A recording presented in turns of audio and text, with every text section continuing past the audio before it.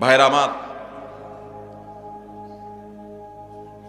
আমরা অনেকেই আছি থোক 10-20-50 হাজার টাকা মাহফিলে দিতে পারি। অনেকেই আছি মসজিদ মাদ্রাসা 20-50 হাজার টাকা দান করতে আমাদের কোনো আপত্তি নাই। আপত্তি কোন জায়গায়? আপত্তি হইল আমার বাবা দুনিয়া থেকে চলে গেছেন, এখন বাবা যা রেখে গেছেন জমি জমা স্থাবর অস্থাবর সম্পদ, ব্যাংক ব্যালেন্স, টাকা পয়সা যা যা আছে, এগুলো থেকে ভাগ করে কাকে দিতে হবে? আমার এই বোনটাকে দিতে হবে, ভাইটাকে দিতে হবে, সবাইকে যার যারটা দিতে হবে। দিতে আমাদের খুব কলিজা লাগে, আছে না নাই? দান করতে তার কোনো অসুবিধা নেই, কারণ দান তো 20-50 হাজার করতেছে, কিন্তু বাবার সম্পদটা দিতে কার্পণ্য করে, গড়িমসি করে, আছে না নাই? এই সমাজে যদি আপনি এ ক্লাসের মুসলমান দেখতে চান, খাঁটি মুসলমান যদি দেখতে চান, আসল মুসলমান যদি দেখতে চান, যেই মুসলমান শুধু সহজ আমল করে না, কঠিন আমলগুলোকে বুক চেতিয়ে বুক উঁচু করে করতে চায়, সেই মানুষগুলো হলেন তারা যারা বাবা মায়ের সম্পদে বা নিজেদের রক্ত সম্পর্কীয় আত্মীয় স্বজনদের সম্পদে যার যতটুকু হিস্সা আছে, কোরআন আল্লাহ তাআলা যতটুকু যাকে দিতে বলেছেন তাকে হিসেব করে পাই পাই করে ততটুকু দেয়, বিন্দু মাত্র বেশ কম করে না। এই মানুষগুলো হলো এই সমাজের সবচেয়ে ক্রিম মুসলমান, সবচেয়ে এলিট, সবচেয়ে এ ক্লাসের, আপার ক্লাসের মুসলমান। আপনারা আপার ক্লাসের মুসলমান হওয়ার চেষ্টা করবেন ইনশাআল্লাহ। মুরব্বীরা যারা আছেন, বাবাজিরা ভালো আছে যারা আছেন, আপনাদের বলছি সন্তানদেরকে ওসিয়ত করে যাবেন, স্টাম্প নিয়ে এসে সেখানে লিখবেন রীতিমতো যে আমি মারা গেলে আমার সম্পদে কোরআন হাদিস যেভাবে বলেছে তোমরা ভাই বোনরা ঠিক সেভাবে পাই পাই করে হিসাব করে ওইভাবে বন্টন করবা, খবরদার এর কম বেশ করবা না। এটা ওসিয়ত করে যাবেন সন্তানদেরকে। এরপরে যদি কোনো সন্তান কিছু সম্পদ মেরে দেয়, ভাই বোনদের বঞ্চিত করে, কিছু থোক দিয়া লামসাম কিছু দিয়া তাদের কাছ থেকে দায় মুক্তির চেষ্টা করে, তাহলে ওই সন্তান দায়ী হবে। আর আপনি যদি জানেন আপনার মারা যাওয়ার পরে সন্তানরা এরকম সম্পদ নিয়ে তসরুপ করবে, 2 নম্বরই করবে, আর আপনি চুপচাপ চলে যান, তাদেরকে সতর্ক না করেন, তাহলে আপনিও আল্লাহর কাঠগড়ার আসামি হবেন। আর অনেক মুরব্বীরা আছেন যারা আপনাদের বোনদের সম্পদের হক দেন নাই, বাবার সম্পদ থেকে নিজেরা পাইছেন, বোনদেরকে দেন নাই, বোনদের সাথে চিটারি করছেন। কিভাবে চিটারি বলবো আমি? বাবার মৃত্যুর পর বোনরে দাওয়াত দিচ্ছেন, ভাগিনাদেরকে দাওয়াত দিচ্ছেন, দুলাভাইরে দাওয়াত দিচ্ছেন, আইনা ধুমসে একটা খাওন দিচ্ছেন, খাওয়ায়া নতুন নতুন বাজার থেকে শাড়ি টাড়ি আনছেন, আইনা বোনদেরকে শাড়ি, ভাগিনাদের কাপড় চোপড়, দুলাভাইরে লুঙ্গি, যার যা মনে চাইছে দিচ্ছেন, ধুমসে খাওয়ায় টাওয়ায় এখন আলাপ উঠাইছেন। আগে খাওন দিয়েছেন পেটে, এরপরে আলাপ উঠাইছেন। কি আলাপ উঠেছেন? দেখো বোন, বাবা তো দুনিয়া থেকে চলে গেলেন, আল্লাহ তারা নিয়ে গেলেন, এখন জমি জমা গর্বিটা বাবার যেগুলো যেগুলো আছে শরীয়ত অনুযায়ী তো তোমাদেরও এখানে ভাগ আছে, কিন্তু বাবা যে সেই অসুস্থ হয়েছে ওই থেকে বাবার সব ট্রিটমেন্ট, ডাক্তার খরচ, এগুলো সব তো আমারই করা লাগছে, তোমাদেরও মানুষ করা লাগছে। এখন এখানে তোমাদের ভাগ আছে সেটা তো আমি জানি, এখন এগুলা কি করা তোমরাই বলো, বল তোমাদের কোটে, বল তোমাদের কোটে। এটা হলো খুব সূক্ষ্ম চিটারি, এটার নাম হলো সূক্ষ্ম চিটারি। ডাকাতি বাটপারির বিভিন্ন ধরন আছে, তো এটা এক প্রকারের বাটপারি। কেন বাটপারি বললাম? কারণ ওই যে বোনটাকে বললেন বাপের বাড়িতে আয়না খাওয়াইয়া দাওয়া, বাপ মরার পরে মনটা এমনি নরম, আরো মেয়ে মানুষ, যখন এটা বলছেন আপনি, তখন সে কি বলবে? বলেন কি বলবে? বলবে থাক ভাই,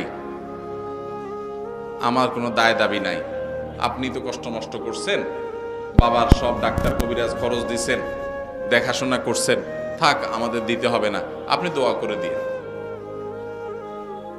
মনের ভিতরে ব্যথা চাপায়া মেয়ে মানুষ মাত্র খাওয়াইছে ভাই, এখন যদি মুখের উপরে যদি বলে ভাই কি খরচ বরচ হয়েছে সেগুলো সব কাইটা রাখা, বাকি যেগুলো থাকে এগুলোতে আমাদের কত হয় হিসাব নিকাশ করে দিয়ে দিয়ে, এটা বললে ওই বোনের আর রক্ষা আছে?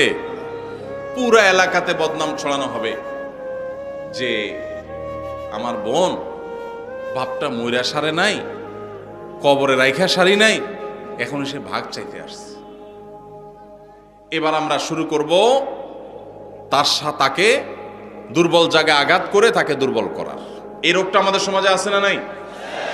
মুরব্বীরা বাবাজিরা যারা আছেন কান খাড়া করে শুনে রাখেন, লম্বা দাড়ি নিয়া, তসবি তালিল নিয়া, নামাজ রোজা নিয়া ওয়াজ শুনতে শুনতে কানটা ঝালাফালা করে গেছেন। 2 পয়সার কোনো লাভ হবে না যদি বোনদের হক মেরে থাকেন। কিয়ামতের ময়দানে এই বোন দেখবেন দাঁড়ায় গেছে, এক চুল পরিমাণ ছাড় হবে না। যত আমল করেছেন সব দিয়ে জাহান্নামে যদি বোনদের হক মেরে থাকেন। এই জন্য বাবারা এই চিটারি করা যাবে না, ভাইরা এই চিটারি করা যাবে না। যেসব ভাইরা বাবা মার মৃত্যুর পর বোনদের হক দেন নাই, অনেকে মায়ের হক দেয় না। মায়েরও হক আছে। আপনার বাবা মারা গেছে, আপনার মা তার স্বামীর সম্পদে তার হক আছে না নাই? কয়জন সন্তান বলতে পারবেন যে আমার বাবা মারা গেছে, মাকে হিসাব করে দিয়ে দিছে? কয়জন বলতে পারবেন? এক ভাই হাত তুলছেন, আর আছেন যে মাকে হিসাব করে দিয়েছেন। আরেক ভাই হাত তুলছেন মাশাআল্লাহ, আরেক ভাই হাত তুলছেন, 2-4 জন হাত তুলছেন মাশাআল্লাহ। বেশিরভাগ মানুষ হাত তোলেন নাই। অনেকের হয়তো বাবা আল্লাহ তাআলা বাঁচায় রাখছেন, আরো বাঁচায় রাখুক, আমরা দোয়া করি। কিন্তু যদি দুনিয়া থেকে চলে যায় তাহলে উলামায়ে কেরামের কাছ থেকে মাসআলা জেনে কোরআন যাকে যতটুকু দিয়েছে তাকে ততটুকু দিবেন তো ইনশাআল্লাহ? কারা কারা দিবেন? হাত তোলেন, হাত তোলেন। পাক্কা নিয়ত করে হাত তোলেন, আন্দাজে হাত তুলবেন না। সম্পদের লোভ করব না, বলেন সম্পদের লোভ। আল্লাহর দেওয়া বন্টন অনুযায়ী পাই পাই করে সবাইকে বুঝাই দেব ইনশাআল্লাহ। আল্লাহ আমাদের সব ভাইকে তৌফিক দান। ভাই বরকতের মালিক কে? বরকত দেওয়ার মালিক কে?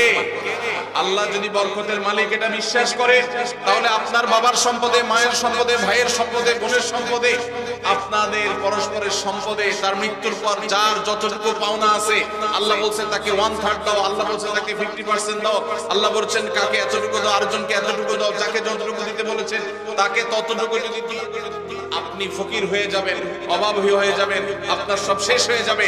এটা কোনো মুসলমানের বিশ্বাস হতে আল্লাহর নির্দেশ অনুযায়ী যার যতটুকু পাওনা যদি আমি দিয়ে দেই আল্লাহ তাআলা আমাকে বরকত দিবেন না দিবেন না?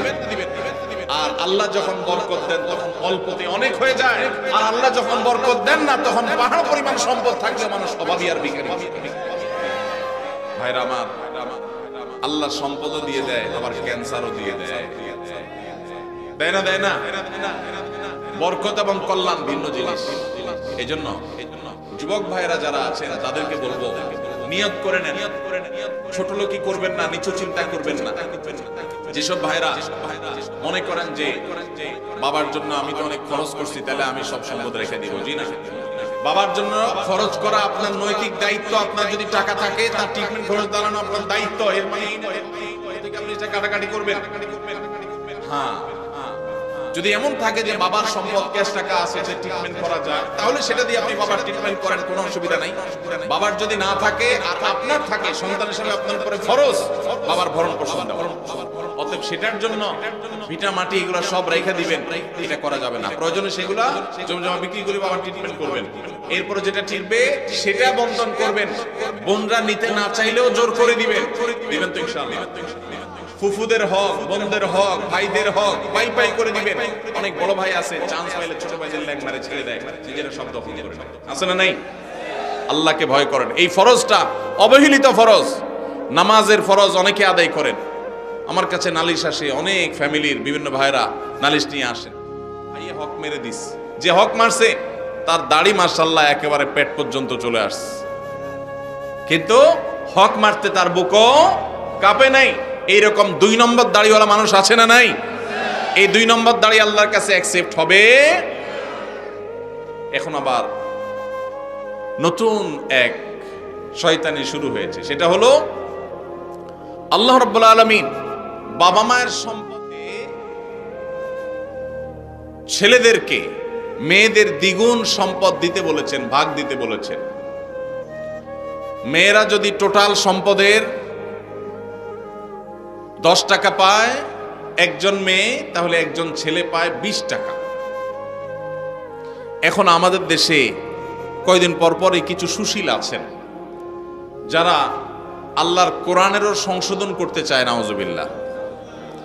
তারা দাবি তোলে যে সমান অধিকার দিতে হবে। এবং সমান অধিকার কথাটা শুনতে বেশ সুন্দরই শোনা যায়, ভালোই লাগে।